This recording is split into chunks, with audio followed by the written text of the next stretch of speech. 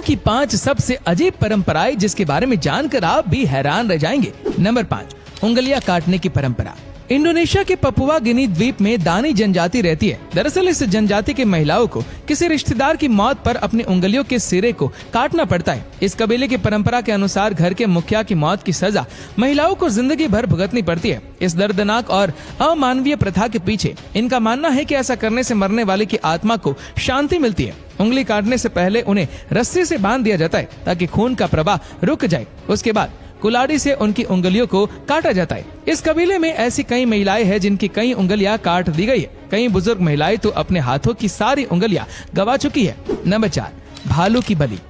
उत्तरी जापान के होकाइडो द्वीप, साइबेरिया और रूस के कुछ क्षेत्रों में आइनू नाम की एक जनजाति निवास करती है। इस जनजाति में भालू की बलि देकर उसके कंकाल को पूजने की परंपरा कई सालों से चली आ रही है। इस जनजाति के लोग पहले भालू की बलि अपने इष्ट देव के सामने देते और फिर उसका खून और मांस प्रसाद के रूप में खाते और आखिर में सभी जनजाति के लोग एक जगह इकट्ठा होकर विधि विधान से भालू के कंकाल की पूजा करते। इन लोगों का मानना है कि भालू इंसान और भगवान के बीच की एक प्रजाति है और भालू की बलि देकर वे इंसानियत का भला करते।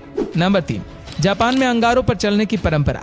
जापान में आग पर चलने का ये उत्सव हिवतारी मत्सुरी के नाम से जाना जाता है। इसमें महिलाएं, पुरुष और बुजुर्ग सभी जलते अंगारों पर चलते। ये उत्सव जापान के माउंट ताकाओ में मनाया जाता है। 1000 से भी ज्यादा लोग इस उत्सव में अंगारों पर नंगे पैर चलते हैं। जापान में ऐसा माना जाता है कि अंगारों पर नंगे पांव चलने से बुरी आत्माओं से बचा जा सकता है, इसलिए जापान में यह परंपरा निभाई जाती है। नंबर 2, अंतिम संस्कार में बुलाई जाती है डांसर।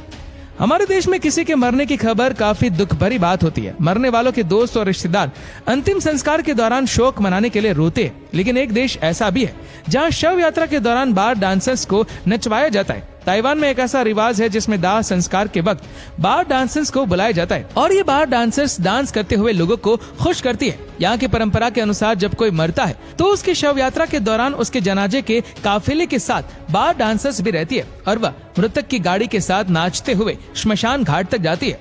नंबर 1, रिश्तेदार के मृत शरीर को खा जाना। दक्षिण अमेरिका में एक ऐसी जनजाति भी रहती है जो किसी भी व्यक्ति के मर जाने के बाद उसके राख का सूप बनाकर पीते हैं। जिस जनजाति की हम बात कर रहे हैं उसका नाम है यानोमामी।